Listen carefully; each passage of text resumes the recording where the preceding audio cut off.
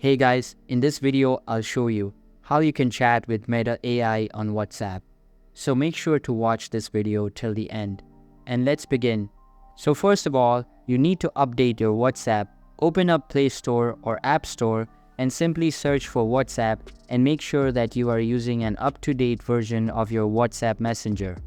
Once you are done with that, open up your WhatsApp, and in order to check whether you have the Meta AI available on your WhatsApp, tap on the plus icon or the messaging icon, and then there will be an option of New AI Chat. So you just have to tap on that under the New Group, New Contact, and New Community section.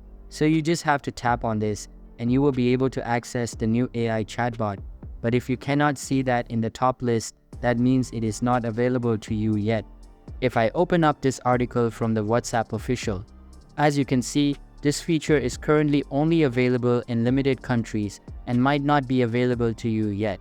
Once you have that Meta AI, you just have to tap on that group in which you want to use that and simply type at the rate Meta AI. And once you type that, you just have to type the prompt that you want to go with.